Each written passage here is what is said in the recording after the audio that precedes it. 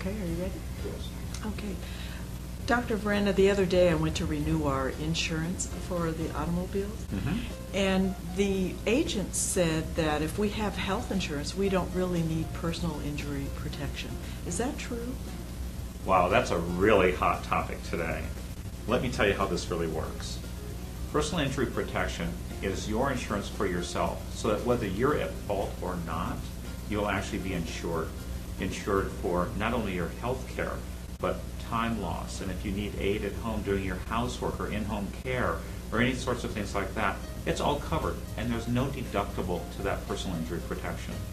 If you have regular health insurance, it will cover you for your health care only. You'll have your same deductibles, you'll have co-pays, you'll have limits of care, like chiropractic. Oftentimes you'll have 10 visits of care as your limit.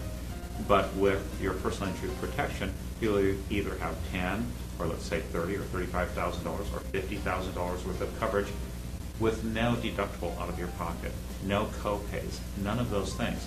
It's the cheapest insurance you'll probably get on your policy.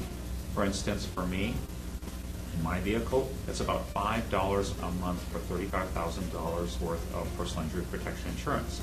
And the piggyback to that is what they call uninsured motorist. So that, for instance, if you were hit and there's significant damage done, let's say you end up in the emergency room and you had a couple of days in the hospital and you had a lot of follow-up physical therapy or rehab and chiropractic, maybe you needed some massage, and $10,000 just doesn't cut it, you have this own part of your own policy that says underinsured motorists, the people that hit you, even if they were at fault, you then essentially are insuring them on your dime, but it's very, very inexpensive, and it'll give you an additional 10 or 50 or whatever it is in coverage that allows you to really get what you need.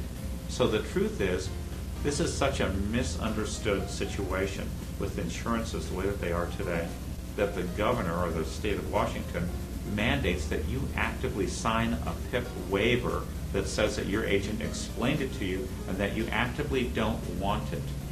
If you don't sign the PIP waiver, believe it or not, you have that insurance coverage whether you paid for it or not because you didn't actively decline it. That's actually how important PIP insurance is, and oftentimes people bypass it just because of a simple phrase that your agent will say, such as long you have health insurance, you really don't need PIP. And that's so not true.